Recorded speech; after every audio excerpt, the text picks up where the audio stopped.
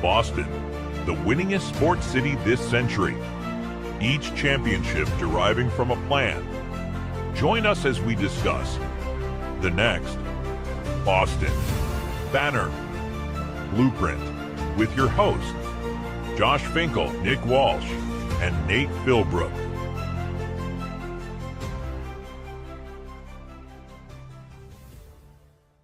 What is up, everybody, and welcome back to a very happy Boston Banner Blueprint podcast.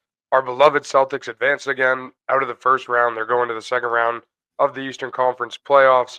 Not sure who they're going to be playing yet on Wednesday, April 30th. It's going to be either the Knicks or the Pistons. That series is 3-2. But before we get too deep into it, Nate, give us those socials, my friend.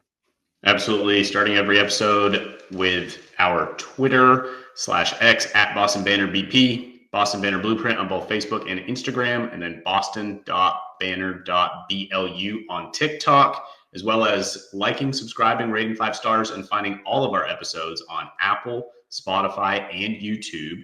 Every like, subscription, rating, comment, sharing with your friends and family, it all helps us out. So please go ahead and follow us and like our episodes. And let's get this thing started. Yeah, so we're looking for a clean 30 here tonight on the Celtics first round, and then we'll lead everyone into the second round a little bit. What we're looking for, obviously, we don't have an opponent, but the Celtics beat the Magic 4-1. They lost the first game in Orlando, and then they won the next two. Closed it out in Boston. Drew Holiday didn't play in game 3, 4, or 5, strained hamstring. Not sure how that's going to develop. Tatum had that wrist injury, and then, I mean, the Magic, now everyone's saying the Magic are dirty, and there's a little bit of a dogfight, and I liked it. I mean, it's the number 2 defense in the NBA going, and they don't give up threes going up against the Celtics who shoot a lot. So it was an interesting series, but what did you guys think? I'll go first and on this one, and I know we'll talk about all 5 games, but as we're recording this less than 24 hours after game 5, all I got to say is if there was ever a game that was a microcosm of the old heads debating about the Celtics shooting too many threes compared to shoot more threes if you're on that side of the fence, there is no better litmus test than that first half and then that third quarter. If you watch that first half and at halftime, that is what you're asking for don't shoot threes. You want 90s style basketball, and it was ugly. Like uglier than a stepsister with a pimple face. Like it was bad. 49-47. Celtics didn't hit a single three in the whole half. They had 6 attempts. Don't know how many turnovers, but it was so goddamn ugly. It wasn't funny. And do you know what happened in the third quarter? They started shooting threes. They were 5 for 9 in the third quarter. And I don't know where Nate went on that one. But sorry, I just couldn't get composure after you bringing up stepsisters. Sorry, keep going. But they were down 49-47 at halftime. And all of a sudden, when they immediately start shooting threes, they end the quarter up 21.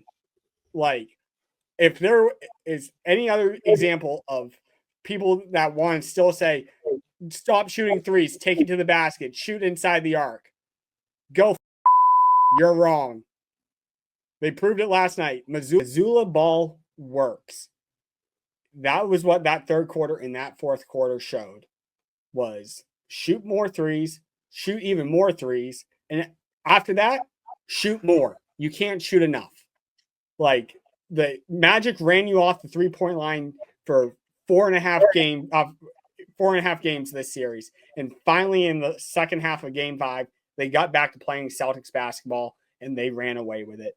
Cancun set in for Orlando once Banchero picked up his 5th foul in the second half, and the Celtics hammered them for it. Like, that's Celtics basketball in a nutshell in that second half. And that is why for the last 2 years when people were complaining that, oh, they shot 53 threes this game. Oh, they might shoot 60 threes a game. It's too much. It's too much. I'm telling you, it's never too much. Yeah, for me, it was nice to see though that they could win games in different ways. Like you in the playoffs, you have to win games in different ways. It's going to be a dog fight. You're going to get the best shot from everybody, especially as defending champs. And it wasn't pretty by any means. It was ugly, like you said. I don't know if we want to bring up your stepsister, um, but yeah, it was definitely ugly. But it was good to see they could win those games. And I mean, yeah, that's Oh, pretty much what I thought. I mean, they that took was care of business. They did what we wanted them to do. They got out of the first round pretty healthy. I mean, Drew has the hamstring thing going on now. We'll see what goes on there, and then I think the Tatum wrist, obviously, I don't think is much of a talking point now after the way he played the final 3 games of the series. I mean, it was just dominant. what was Capped it, off with 35-8, 36 and 36, 10, 14, and yeah, 36, 10, and 8 in Game 5 to cap it all off. Like, I mean, man, he's awesome. Tony, unreal.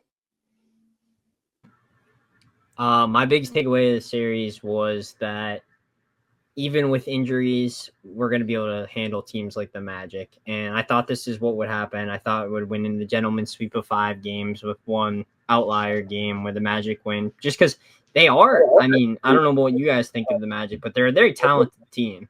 They're just very young right now. I thought they were going to be a second round opponent at the beginning of the year, and then they had the injuries. They didn't have the regular season that they wanted to, but they had the talent level where they were going to be a pesky second round matchup, and you got them in the first round. So it it wasn't. Oops, sorry. you keep going. I didn't mean to do that. That's all right. I was going to say it wasn't an ideal first round matchup for a team that won 60 games this year. Like you kind of want that easy, get into the rhythm of playoff basketball, but also just like last year when they got Miami in the first round and people were running scared of it that you didn't want Miami. It's like, bring it on. Like at the time, Miami was the big brother that was punking you for all those years. And if you could get that monkey off your bat from the very first round, it was just going to help you as the playoffs transpired. That's why I felt about this Magic team. Like you said, it was a different style of basketball that they had to play. And for the most part, they answered every call. And I think playing Orlando now will serve them better if they face Oklahoma City in the finals, because Oklahoma City can do exactly everything Orlando just did to you on defense. And I guarantee you they won't go 0 for 16 in the second half from 3-point range. They will hit shots. So the fact that you had to kind of get this test early on, if you're looking at it in a positive way, which I am, it's just going to help you down the road. Yeah, I think to your point, Fink, that it's important to see that this team can win in a multitude of different ways. We all talked in the preview of this series that we were pretty comfortable with the Celtics advancing and advancing in pretty short fashion. But one thing I will say is for the depth of the roster being such a strength, I think Tatum's the only guy that Tatum goes down, then the path to another banner gets significantly more difficult. Other injuries, it still seems borderline plausible for me, but Tatum kind of holds the keys. See, I would argue your point because the game Tatum missed, they won, but then right when Drew gets hurt, they lose. But no, I do agree with you. I agree. I'm just trying to be a little devil's advocate or something, whatever it's And called.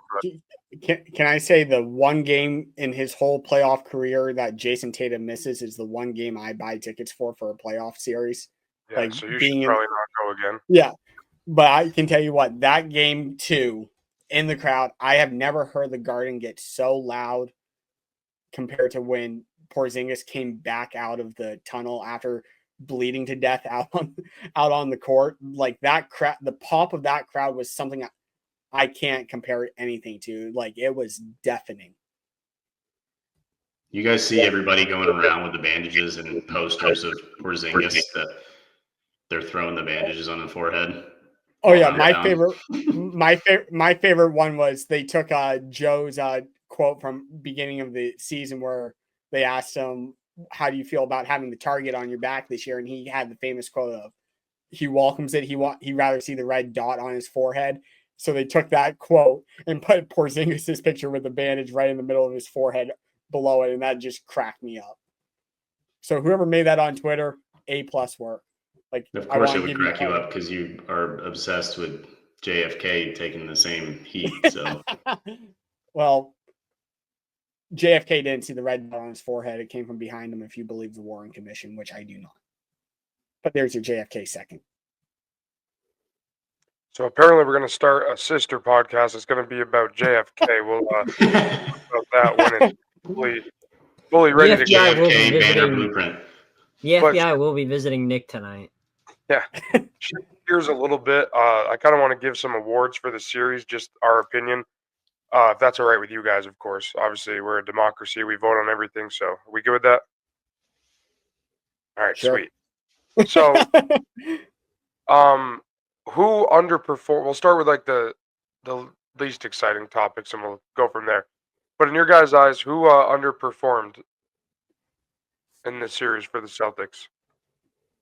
I mean, up until the second half of last night, I have to go with Sam Hauser. He hadn't hit a shot for at least the first 3 games of the series, and he's one of the guys coming off the bench where 3 points are going to be at a premium this series. He's your biggest sniper off the bench with Pritchard, and for him to give you nothing for the first few games on the offensive side. But that's just nitpicking, really, because he's your 7th, 8th guy off the bench. Like, it's hard to really expect that much out of him. We just get so accustomed to Sam Hauser shooting and never missing. But if you had to, The same Sam Make me Hauser pick that someone, played it's 20 Sam minutes Hauser. and went 4 for 4 on field goals. last night, yeah. That's why I said up until the second half last night. Second half last night, he was Just amazing. But for the Just wanted to first clarify. 4.5 games. Yeah, oh yeah. That's why I started it before the second half, because last night in the second half, everyone went off. So, but for the first 4.5 games, I would have to vote out Sam Hauser. Go ahead, think. I would say Cole Anthony. Ooh, I thought we were just sticking with Celtics, so that's not bad.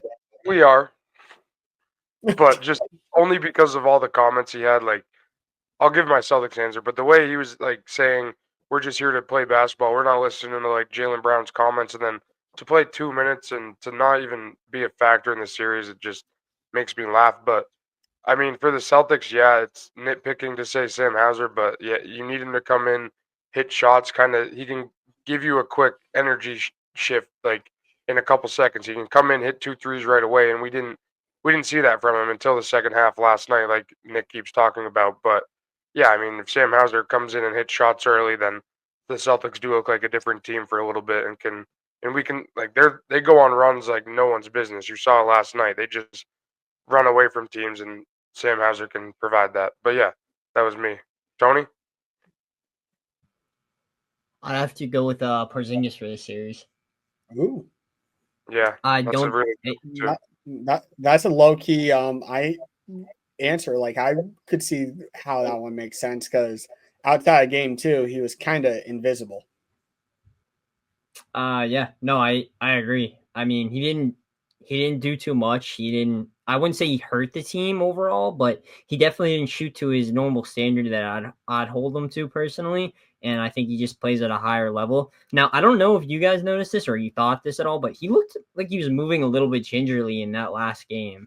And I know he's obviously been dealing with injuries his whole career and everything, but I don't know if that's something that stood out to you guys at all. I know they had the ice pack wrapped around his leg, so I don't know if it was a calf or what, but I mean, last year we didn't get out of the first round.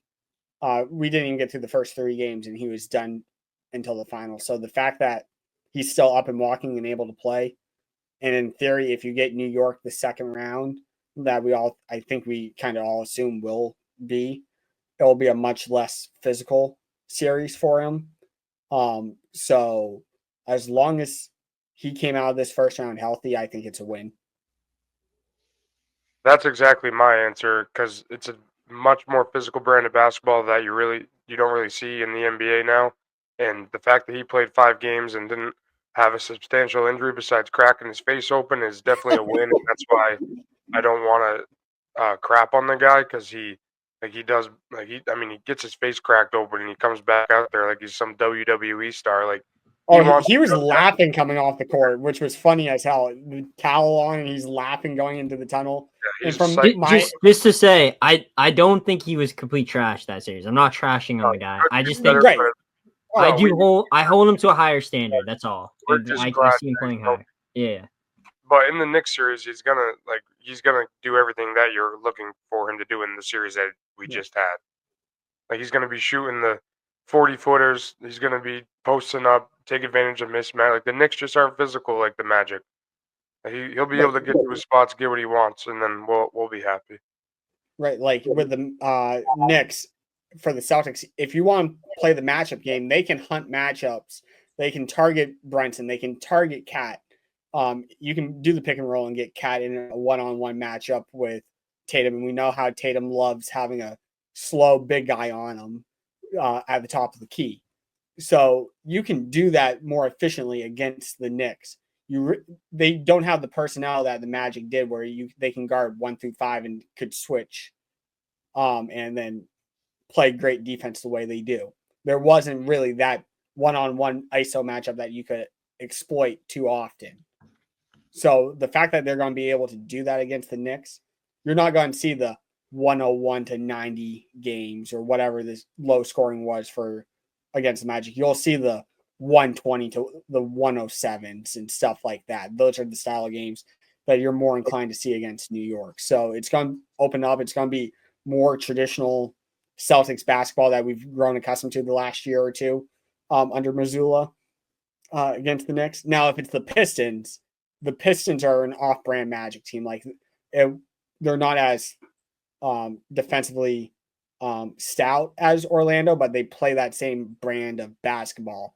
So I don't know about you guys. New York's the better, more talented team on paper, but I want the Knicks. I want New York. Bring them on.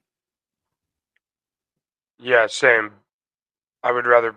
I don't care who we play. Honestly, I've always said that. But Right. yeah, I mean, if I Right. had to pick, give me New York. We dominated them all year. But getting back on track a little bit, who was the MVP of the series? The Celtics training staff. Ooh, Answer. that's a creative answer. Getting Tatum back the way that they did, after that fall, it could have been way worse. And so I just talked about how important he is to the longevity of the playoff run. And so I think getting him back to playing impactful basketball was the MVP of this series, without a doubt. Nick? I mean, it's too easy to say Jason Tatum, but it's hard not to go with Jason Tatum. If you want me to give a better, not so much a better answer, but a less on the nose answer, I'm going to go with the second best player on the team in Jaylen Brown. Like when Tatum wasn't playing all that well game one, it was Brown and Derek White. Game two, when Tatum didn't play, Brown went off for 36, 37 points and had 10 rebounds, where he's not that much of a rebounder and he still grabbed double-digit boards when Tatum was out. Brown sparked that run in the third quarter last night, scoring 8 points early on. So Tatum has the better overall numbers, but Brown came up big when Tatum wasn't on the floor. Tony? Yeah, my MVP of the series is Anthony Edwards, for sure. Just because he's stopping the Lakers from getting to the finals, and that's what the NBA wants. And I think if it was a Lakers Celtics finals, I think the NBA wants the Lakers to win. So I don't think anybody in the Magic weren't enough of a threat. So I think we got to focus on the Western Conference and ain't taking care of business with the Lakers. So yeah, it's my round one MVP for the Celtics. Yeah, my MVP is Jason Tatum. I mean, you look at game one, he didn't have his best offensive output, but he was still number one in plus minus. They were awful when he wasn't on the floor. He impacts winning. He's my MVP. And yeah, Jason Tatum, first round MVP, in my opinion. But shifting gears again a little bit, let's talk about Missoula ball. Nick kind of opened the episode a little bit.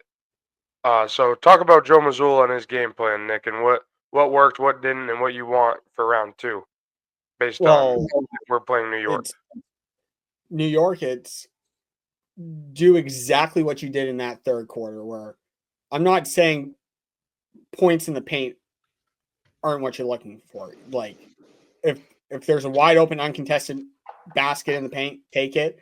But the Celtics are at the best when there's ball movement. They swing it 2-3 times where the ball's not getting stuck. Like, yes, there's going to be some ISO ball. Like, you can't get rid of it all. There's going to be some grenade shooting at the end of the shot clocks. Like, I'm not saying every 3-point shot is equal. Some are great, some are bad. Like, the ones where you just come up and jack it with 3 guys on you. No, that's not what we're talking about with Missoula ball. Missoula ball What is... the fuck did you just say? What? Jacking a shot? I cannot believe the words that just came out. Did he say jack me off? No, I he said said jacking a shot. when you just jack it with 3 guys on you. You said jack me off? I didn't even catch. But Missoula ball is simply getting the best shot. And a lot of times when you have 5 guys on the floor that can shoot it from 35 feet, it's going to be a shot from 35 feet if it's wide open. And they tend to get those shots when they're playing at their best, where they're bringing a big up to set a screen for Tatum and rolling to the basket. And next thing you know, you got Horford in the corner. You got Derek White at the top of the key. You got Brown slashing backside. That's Missoula ball in a nutshell. Not the first 4.5 games of this series where you were getting run off the 3-point line left and right and getting forced into a mid-range shot, which is the most inefficient shot in all of basketball. And the Knicks just don't have the bodies to do that. They don't have the personnel. So you're not going to run into that issue if you're playing up to your standards, which I clearly think they will. No, I agree. I mean, if they do get New York, there's no reason for them to not dominate them. They go and get Mikal Bridges, and Jason Tatum dogged him all year. He was supposed to be the guy to come in here and lock up Jaylen Brown and Jason Tatum. Same with OG Anunoby, and I don't see it. I mean, they blew the game the other night. I just want the Knicks, man. I wish we could play the Knicks in every round. And can I just say, because you just barely mentioned their name, how stupid do you think the New York front office is feeling right now for giving up 5 first-round picks for Mikal Bridges when it seems like Giannis may have played his last game in Milwaukee last night, where that's the guy you unload every draft pick in your cupboard for, not Mikal Bridges. And the Knicks basically took him out of the Giannis running, and this summer is going to be Giannis watch of where he goes. Nate? Where does Jalen Brunson rank in the underrated NBA players list for you guys? I think he ranks in the overrated player list. Yeah, he's not even on the fucking list. He's so overrated. On like Get Up this morning with Greeny, they had a full segment on Brunson's undervalued. So just curious. He's like I think annoying drivers that are looking for insurance money and they cut you off and slam the brakes right when they get in front of you. That's how he plays basketball. Yeah, he gets in front of you, jumps in the air, wants free throws. I think on the offensive side of the ball, you could make the argument that he's underrated, but overall on the court, like he's the guy you target on when they're on defense. And I can't say you're underrated or undervalued when you are. I don't want to say a complete liability, but you're definitely the weakest link on the court for your team on defense. Like, for an analogy, like the guy's a lot smaller and had a lot less of a window, but the Isaiah Thomas years for us. Isaiah Thomas, fabulous story. everything that he endured from where he was drafted, the size of him, the personal tragedies that he had, averaging 30 points on offense. But just because of the size and the position he played, you had to hide him on defense. And that's Brunson. Like, he's a few inches taller, but he's still the guy you got to hide on defense. So I just can't say that he's underrated when half the job description isn't there. Like you said, though, Nate, if Jason Tatum went down, a path to a championship is much harder. If Jalen Brunson goes down, the Knicks are screwed. True. Very much true. So I know we're trying to look for a clean 30. Nick, I know you want to talk about Celtic City, and then Nate has a trivia question. So I say let's do those two things. We'll probably go over our clean 30 a little bit. Maybe it'll be a little bit of a messy 37, but hey, that's never killed no one before. Hey, so let's shoot for a messy 37 here, boys. So if anyone had been watching Celtic City every Monday night, the last episode just aired 2 nights ago that spanned from the end of the 2008 championship and it ended at the end of last year. I thought overall the whole series was great. I think it could have really gone 10 episodes because it did, no spoilers, but there are going to be spoilers. So for our listeners, if you haven't watched the last episode yet, I'm going to give you about 3 seconds to put on pause to go watch it, then come back to us. Okay, if you're still listening, tough shit. That's on you. But it felt rushed for the first like 20 or 30 minutes last night where they only gave Marcus Smart like 10 seconds. They gave Isaiah Thomas like 15 seconds. They didn't get into any of the Kyrie drama really, other than the fact that they traded for him. They showed the highlight of Gordon Hayward's broken leg and all that. They didn't really show any of the battles with Miami or the bubble. But they did do last year justice. They did the Jays justice. And to be honest with you, I'm man enough to admit the last 10, 15 minutes had me in tears, crying my eyes out. It started when they had Bill Russell's daughter on and talking about when Bill passed away and the legacy that he left. And the moment she started to get choked up, I think anyone can attest to this. When you're listening to someone talk and they get choked up, it kind of starts to make you do the same. So that's when it started. And then they got into the montage of intertwining last year's championship run with all the great Celtics runs in the past, back to the Russell and Kuzi era, to the Bird era, the Havlicek era, the 08 era. And just, I thought it was a really well done documentary. Some highlights that throughout, like, I wasn't on our last Celtics episode, so I couldn't talk about this, but the Reggie Lewis episode tears at your heartstrings. Like, Reggie Lewis was before all of our time in the early 90s. None of us were born yet, so we didn't get to experience that like the older generation did. But right off the cusp of losing Len Bias in 86, 7 years later, your next young cornerstone superstar drops dead after having a heart condition in a playoff game. And then that summer, he drops dead at a practice facility. Like, to put that in perspective, think of Jaylen Brown the night he gets drafted. The next day, he's gone like Len Bias. And a few years later, you lose Jason Tatum. Like, just for how much of sheer the human nature of that for us would it be? And then you add the basketball on top of it, where Len Bias and Reggie Lewis were your next cornerstone players. Reggie Lewis was a pillar in the community, was a Northeastern college grad, and really what this community was looking for your next great Celtics legend. He was just gone way too soon. Like, that's something I could never imagine living through as a fan and someone in the New England community. So that episode, even though I didn't get to live it, it rips your heart out completely.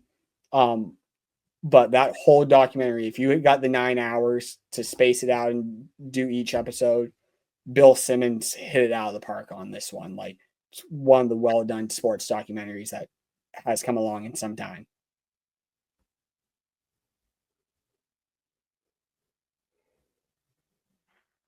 Yeah, you just spoiled it for me, but I had to stay and listen, so I guess I don't need to watch now. But I don't remember if you gave an overall rating, but if you didn't, can you give me one? Yes. So on a scale of 1 to 10, I would give it a solid 9.7. And the only reason it doesn't get a perfect 10 is just simply what I just said at the beginning. This last episode, that stretch of like 10 years between the 2008 to like 2018-19, whenever Kyrie left, they kind of rushed through. But how they did the Jays justice. And one of the things I never knew, like we see him sitting courtside almost every game, but our biggest celebrity fan that we see at Celtics games is probably Donnie Wahlberg. I had no idea the connection he had with Jaylen Brown until last night's or Monday night's episode, where we all know famously the night that Jaylen Brown got drafted, the whole garden, the season ticket holders booed the living hell out of the pick. It wasn't an overwhelming positive pick that night. And Jaylen Brown obviously felt that, like that would hurt anybody. Like the night you get drafted, the home fans are booing the shit out of you. Donnie Wahlberg basically called him up that night or the next day and basically apologized on behalf of the city that we're going to welcome you. We want you here. Don't let those few fans dictate how the city is going to feel about you. We're going to love you. And then they fast forward and there's a back scene clip or a backstage clip, whatever you want to call it, behind the scenes clip from last year when they won the championship and everyone's out on the floor. One of the cameras caught Jaylen Brown pulling Donnie Wahlberg in for a giant bear hug and thanking him for being by his side since day one. Like you can really thank Donnie Wahlberg for how Jaylen Brown feels about the city, because we've seen athletes turn on their home city for many different reasons. And us fans could have been the reason that Jaylen Brown wanted to get up and out of here if that was the case. But you got to give your hats off to Donnie Wahlberg for making Jaylen Brown feel welcome, because that is probably a low point for Celtics fans the night Jaylen Brown got drafted. But to see it come full circle the way it is and how he's beloved in the city now, it was something I didn't know about until watching that episode. So it makes me appreciate Jaylen Brown even more. Nate, I know it's your favorite time. You want to do some trivia? I do. All right, let's do it. All right. So, and this list that I'm using this trivia question for is up through 2021. Okay. So I acknowledge it's not the most up-to-date information, but the average height in the NBA in 2021 was 6'6" and a third inches. My question for you all: what was the average height of the NBA in 1947 when the NBA was started? And I have a part two to this question as well. 6'2.5". Finkel? 5'9". PT, you want to get in on the action? Sure, I'll say 6'3". Nick is the closest, 6'2" and a tenth of an inch. So 6'2" to 6'6" over however many decades. I think that's kind of crazy that the sport has evolved that much. So the part two to that question is, what year was the NBA the tallest? 2015.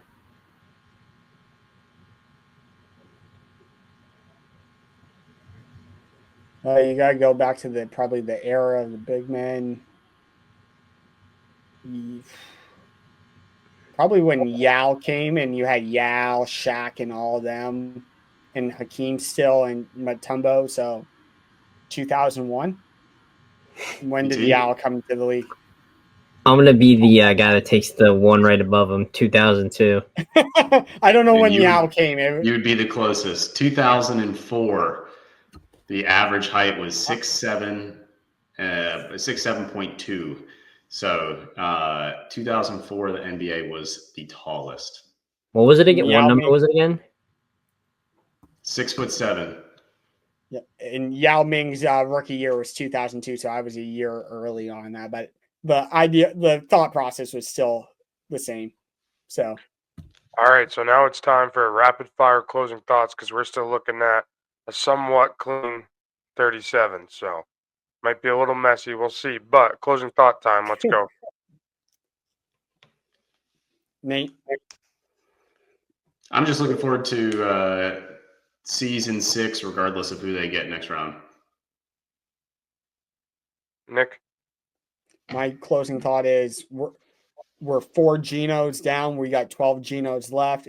To the listeners, I don't know what a Geno is. After every big Celtics blowout win at home, they play Geno up on the big board. We got 4 of them. We need 12 more. Tony.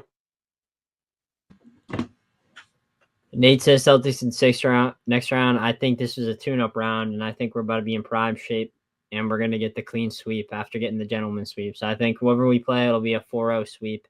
And our first real challenge will come in the Eastern Conference Finals, whoever that ends up being. I'm with Tony. I think we're sweeping whoever we play. Bring on round 3. We don't even need round 2. Nate, plug those socials, and then we'll get out of here. So, of course, that starts on Twitter/X at Boston Banner BP, Boston Banner Blueprint on both Facebook and Instagram, boston.banner.blu for Blueprint on TikTok. Go ahead and rate and like and follow and rate 5 stars on YouTube, Spotify, and Apple. For PT Behind the Glass, Finkel and Nate and Nick, and I forgot you. Sorry about that, Nick. My bad. I had that whole outro like planned in my head, and it just didn't go that way. So close this thing out, Fink. Yeah, guys. Thanks for tuning in. Peace.